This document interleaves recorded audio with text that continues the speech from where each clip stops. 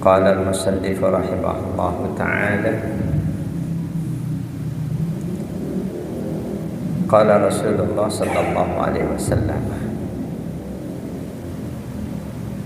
al-islamu an tashhada an la ilaha illallah wa anna muhammadar rasulullah wa tuqimas shalah. Kita masih di pembahasan hadis ke-60. Materinya tentang Islam, iman, ihsan, dan juga tentang tanda-tanda kiamat. Bermula dari pertanyaan malaikat Jibril kepada Rasulullah Muhammad sallallahu alaihi wasallam di hadapan para sahabat, di mana kehadiran beliau malaikat Jibril sudah menimbulkan tanda tanya di hati para sahabat Nabi. Di samping tampilannya yang sangat indah, rambutnya sangat hitam, pakaiannya sangat putih,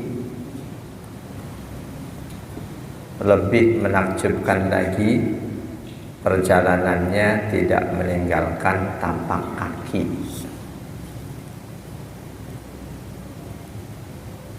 Pertanyaan pertama yang diajukan oleh malaikat Jibril kepada Rasulullah sallallahu alaihi wasallam, akhbirni 'anil Islam.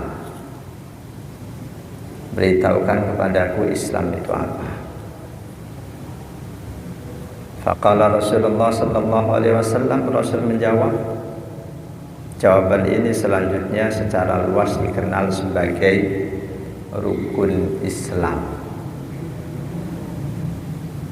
Antashhada an la ilaha illallah wa anna muhammadar rasulullah.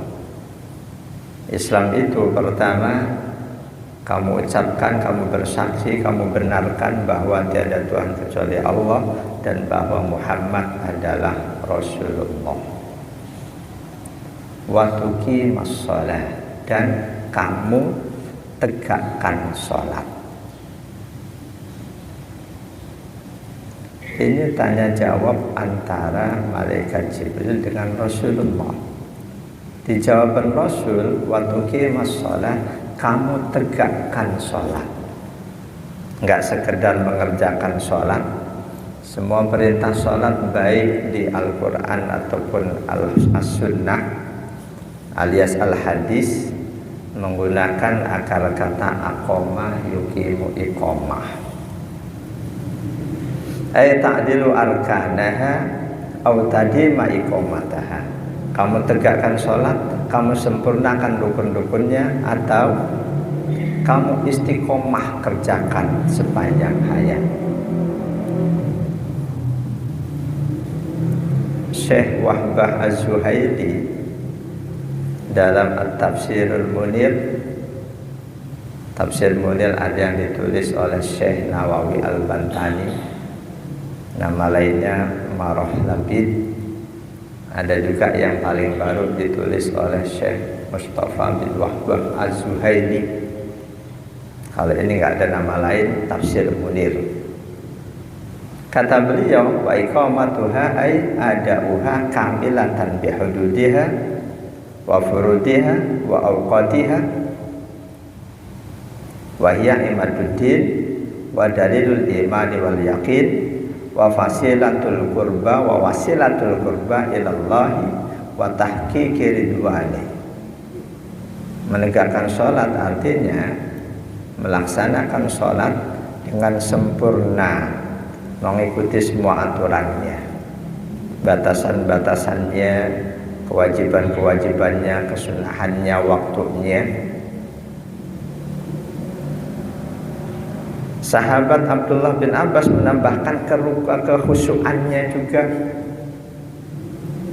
Salat seperti itulah yang tiada lain merupakan tiang agama, menjadi dalil orang yang mengerjakan sholat dengan seperti itu kualitasnya, tanda dia orang yang beriman, tanda dia orang yang punya keyakinan. Dan sholat seperti itulah yang menjadi wasilah seseorang untuk menjadi lebih dekat kepada Allah. Seseorang yang akan mendapatkan keridhaan Allah. Sholat yang kategorinya menegakkan sholat, tidak sekedar menjalankan sholat. Kalau sekedar menjalankan, dia nggak peduli syarat rukunnya, lebih-lebih kekhusyuannya, berapapun banyak sholat seperti itu dikerjakan, tidak akan menjadikan seseorang lebih dekat kepada Allah, justru akan semakin jauh.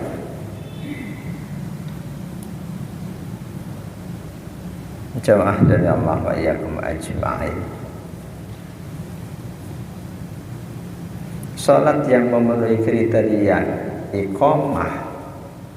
iqamatus shalah kama annaha tusa'idu 'ala istinabil fahsya'i wal munkar wa shafa'in nafsi. Salat seperti itu yang akan menjadikan seseorang jauh dari perbuatan keji dan mungkar, akan menjadikan hatinya makin hari makin bersih. Timbul pertanyaan, malaikat Jibril nanya, Rasulullah tahu kalau itu malaikat Jibril. Jawab Rasul, waktu kimas sholat, kamu tegakkan sholat. Memangnya malaikat Jibril wajib mengerjakan sholat? Apakah semua malaikat wajib melaksanakan syariat Islam?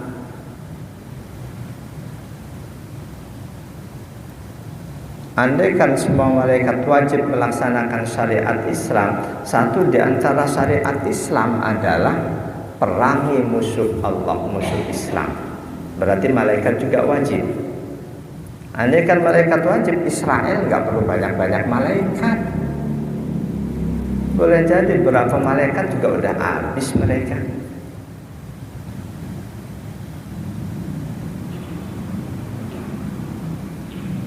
Kamu tegakkan sholat. Memangnya malaikat Jibril wajib melaksanakan syariat Islam? Jamaah dan Allah yakum ajma'in, dari sisi ketaatan kepada Allah, kita tidak boleh melakukan bahwa malaikat adalah makhluk Allah yang sangat taat kepada Allah. Malaikat adalah makhluk Allah yang sangat taat kepada Allah. Lawanan malaikat iblis. Iblis makhluk Allah yang paling durhaka. Manusia tengah-tengah.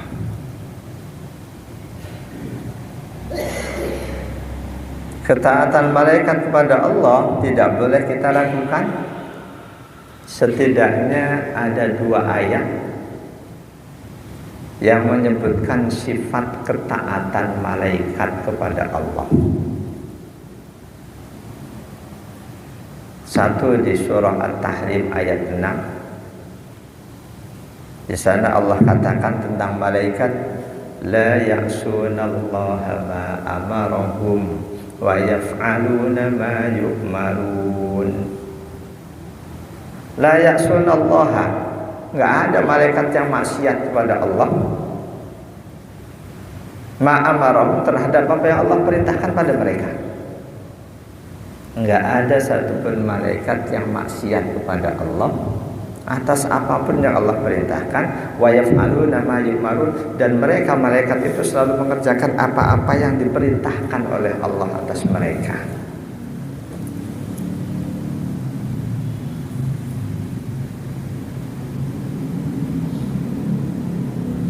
Dalam tafsir Ibnu Katsir, ay mahma amarahum bihi ta'ala yubadiru ilaihi la yata'akhkharuna anhu tarfat 'ain. Apapun yang Allah perintahkan pada mereka, mereka akan segera melaksanakan perintah itu. Mereka enggak menunda-nundanya meskipun sekejap mata. Saat itu turun perintah Allah, saat itu mereka jalankan. Mereka tidak menunda-nundanya meskipun sekejap mata. Wa hum qadirun ala fi'lihi laisa bihim ajzun anhu. Mereka diberi kemampuan oleh Allah untuk melaksanakan hal itu, enggak ada mereka lemah.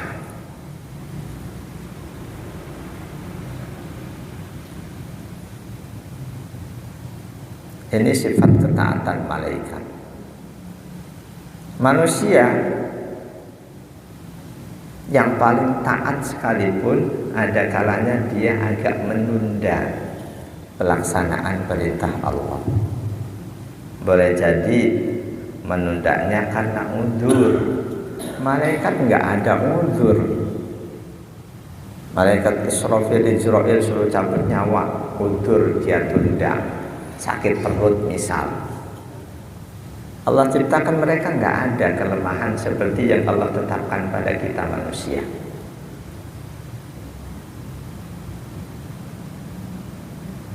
Jadi kita nggak boleh meragukan bahwa malaikat adalah makhluk Allah yang paling taat. Di ayat yang lain Al-Anbiya ayat 26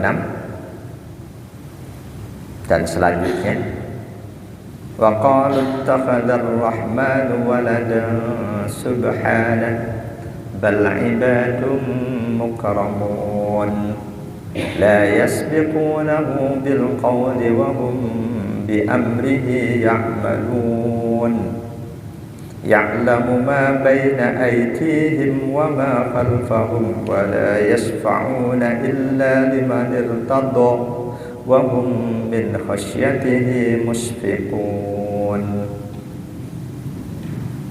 Wa qalu, orang-orang kafir berkata, ittakhadar rahmanu waladan subhanahu. Orang-orang kafir berkata, Allah yang Maha Rahman mengangkat malaikat sebagai anaknya. Di sini ada waqaf nahi. Enggak boleh di sini kita berhenti. Wa qalu ittakhadar rahmanu walada. Enggak boleh berhenti.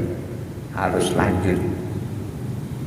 Wa qalu ittakhadar rahmanu walada subhanahu. Di situ ada waqaf nahi, larangan berhenti. Walada subhanah, enggak boleh. Walada subhanah, enggak boleh. Kenapa enggak boleh? Ketika kita berhenti di situ, maka seolah-olah untuk menolak klaim orang kafir bahwa Allah, kata orang kafir, Allah mengangkat malaikat sebagai anak, kita pakai mikir-mikir dulu, kita berhenti. Langsung tolak, subhanah, maha suci Allah. Enggak mungkin Allah memilih menjadikan malaikat menjadi anaknya. Allah tetapkan bal ibadum mukramun. Malaikat adalah hamba Allah yang dimuliakan oleh Allah. La yasbiqunahu bil qawli ay la yatakallamuna hatta ya'muruhum. Mereka malaikat enggak pernah bicara sebelum ada perintah dari Allah untuk bicara. Wala ya'tuna bi qawlihim illa ba'da qawlihi. Mereka tidak akan pernah menjalankan apapun kecuali sesudah ada perintah dari Allah. Wa hum bi amrihi ya'malun, dan mereka malaikat itu selalu menjalankan apapun yang Allah perintahkan. La ya'maluna qattu ma lam yu'mar wa lam ya'muruhum bi. Mereka enggak akan menjalankan apapun yang tidak diperintahkan oleh Allah. Jadi apakah malaikat melaksanakan sholat? Andaikan ada perintah sholat buat mereka, pasti mereka akan menjadi hamba Allah yang paling patuh. Cuma saya belum menemukan dalil atau ucapan ulama bahwa malaikat juga disuruh mengerjakan sholat. Saya belum mendapatkan itu. Jadi yang pasti malaikat adalah hamba Allah yang paling patuh. Apapun yang Allah perintahkan pasti mereka jalankan tanpa menunda-nundanya sekejap mata pun. Dalam kitab Al-Imanu bil Malaikati, di sana ada kalimat hada malakun wahidun min malaikatir rahman wa hada amalun min a'malihi allati ya'muruhu Allah biha. Idzan fal malaikatu khalqun adimun min khalqillah khalaqahum li'ibadatihi wa tanfidi awamirihi. Malak satu malaikat, satu ibadah. Allah ciptakan malaikat untuk melaksanakan perintah Allah. Apapun yang Allah perintahkan terhadap malaikat pasti dia jalankan. Satu malaikat, satu perintah. Ada malaikat yang ditugaskan bikul ars sepanjang masa sampai kiamat. Bikul ars. Ada yang tugaskan mengawal manusia, maka sepanjang manusia itu hidup dia tugasnya ngawal dia terus, nggak ada tidurnya walaupun kita yang tidur. Ketika kita sebelum tidur membaca doa-doa yang diajarkan Rasul, malaikat akan jaga kita jangan sampai kita mengalami hal yang tidak kita inginkan. Nggak ada tidurnya. Kita sedang sholat, sebelum sholat kita berdoa. Pasrah pada Allah, kendaraan yang kita bawa kita kunci, kita tawakal. Malaikat jaga diri kita, harta benda kita, keluarga kita. Kalau kita memahami itu, besar kemungkinan malaikat bukan khitab, bukan sasaran untuk pelaksanaan syariat Islam.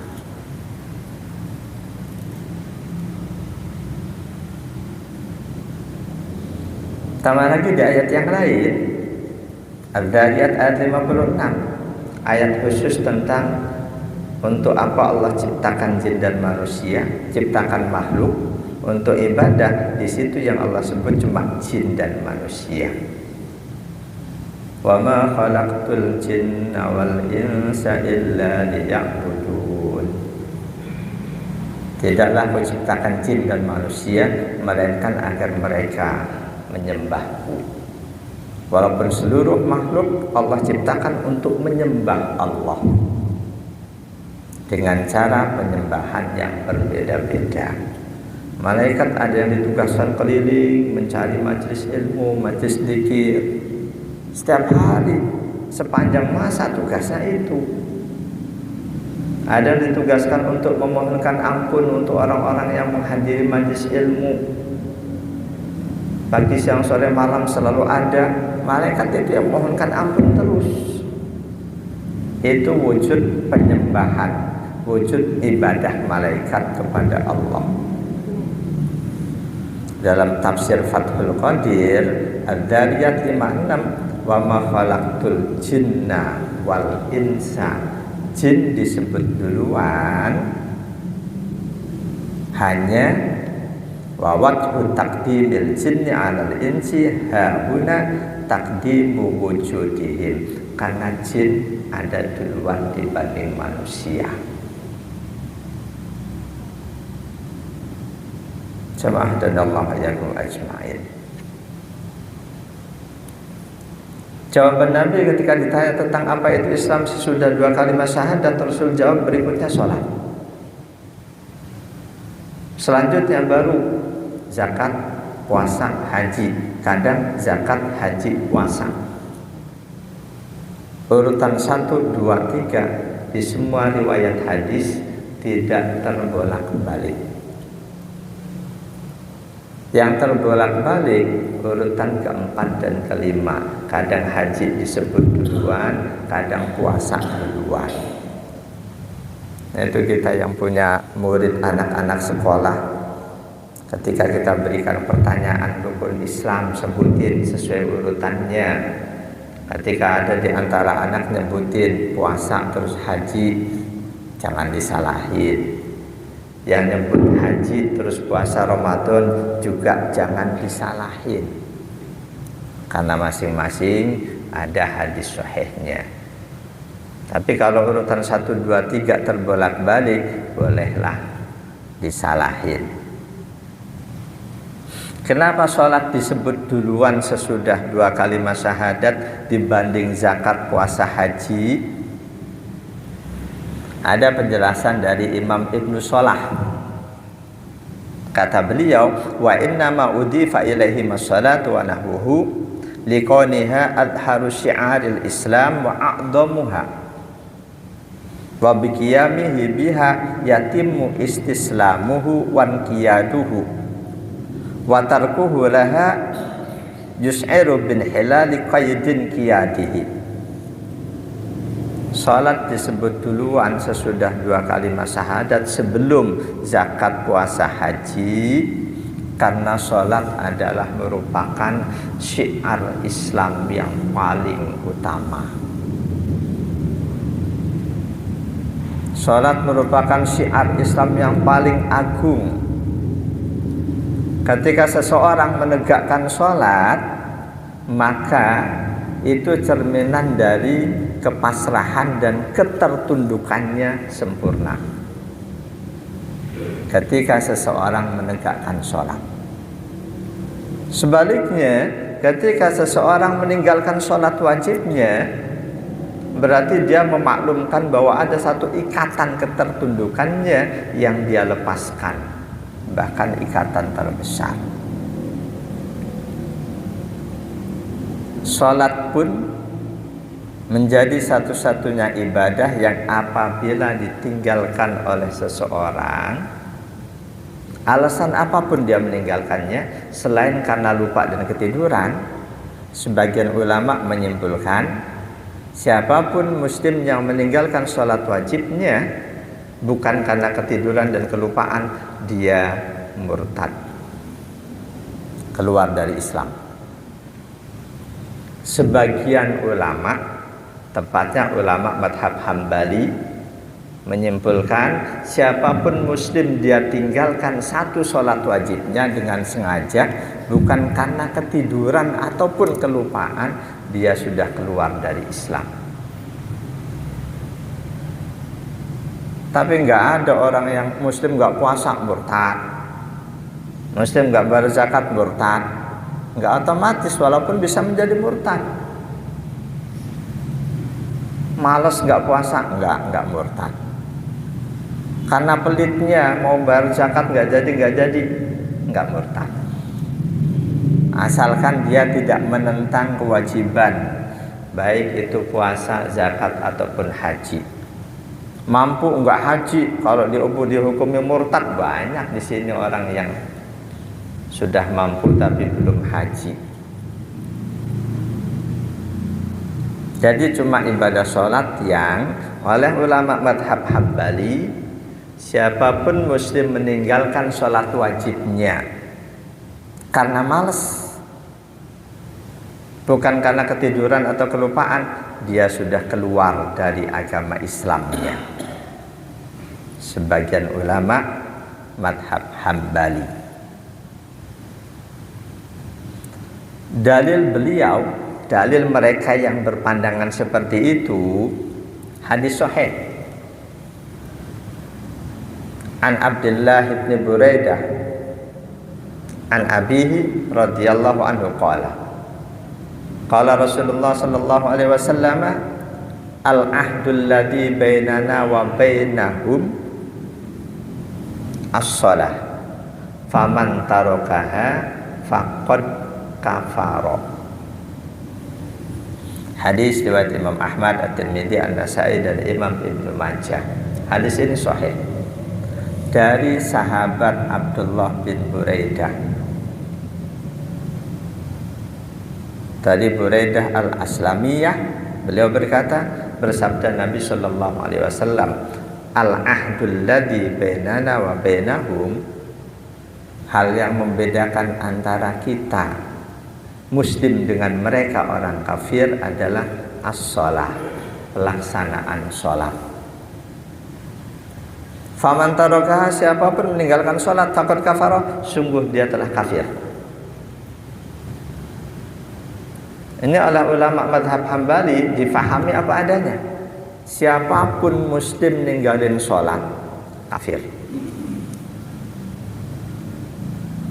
Kecuali ninggalinya karena ketiduran atau kelupaan, karena ada hadis Bukhari Muslim yang jelas.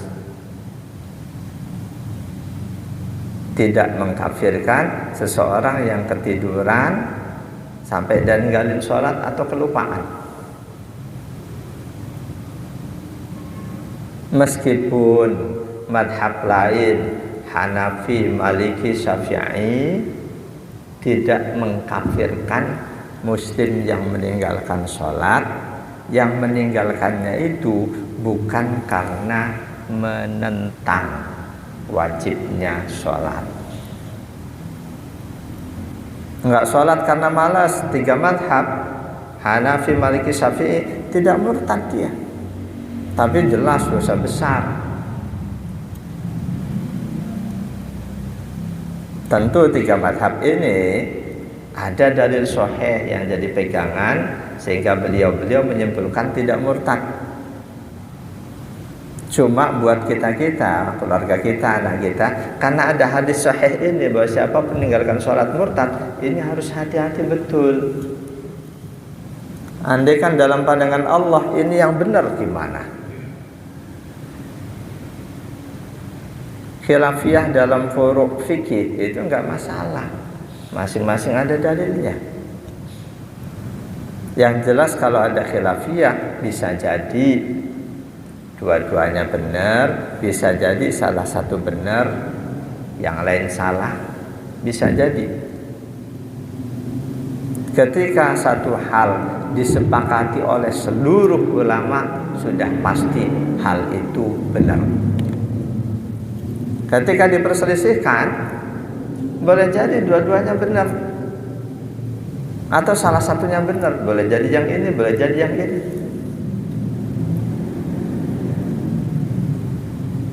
Dalam hal meninggalkan sholat ini, meninggalkan sholat karena malas, sebagian bilang murtad, yang lain bilang enggak. Yang terbaik buat kita, jangan sampai kita ninggalin sholat.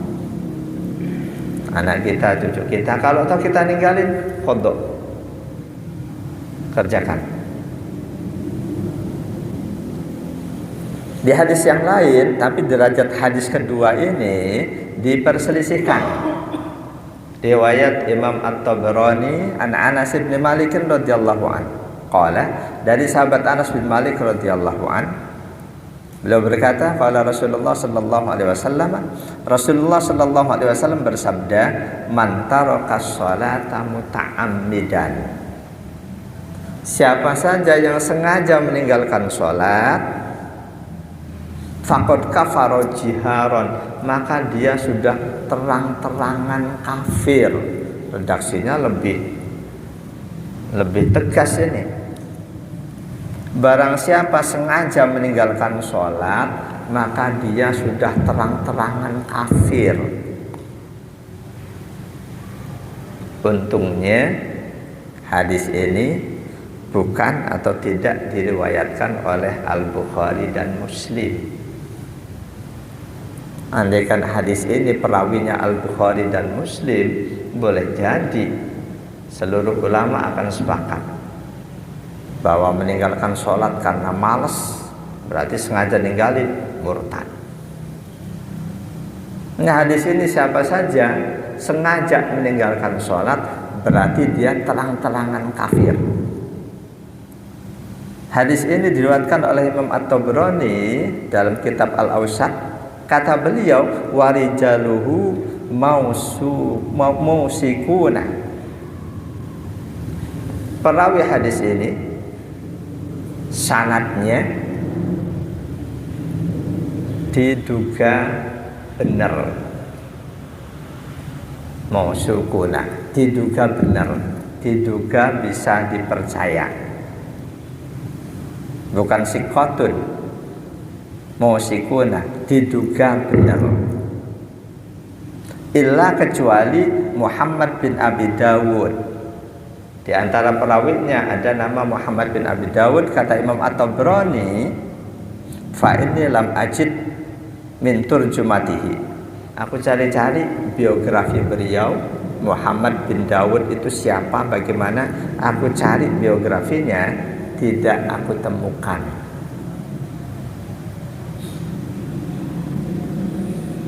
Tapi Imam Ibnu Hibban, kata Imam At-Tabrani, wa dzakara Ibnu Hibban fi siqat. Imam Ibn Hibban menggolongkan Muhammad bin Abi Daud termasuk perawi yang bisa dipercaya, sikot.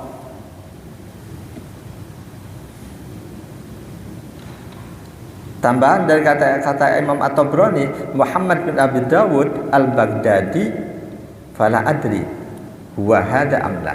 Apakah yang dimaksud ini Muhammad bin Abi Dawud Al-Baghdadi atau yang lain?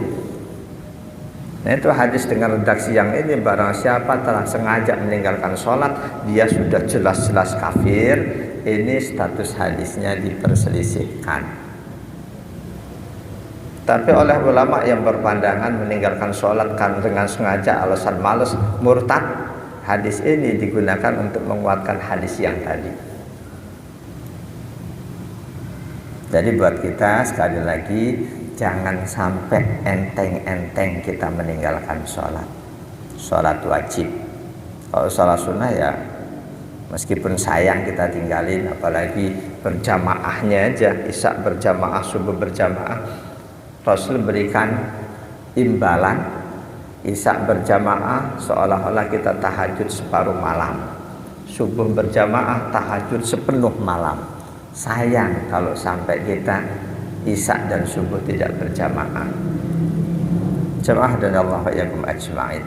Jadi malaikat, meskipun Rasul katakan kamu tegakkan sholat, malaikat itu tidak wajib melaksanakan syariat Islam.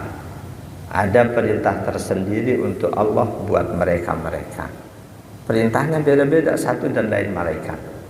Ada yang disuruh ini, ada suruh urusan ajal, urusan rezeki, urusan ini beda-beda. Dan mereka adalah hamba Allah yang paling taat kepada Allah.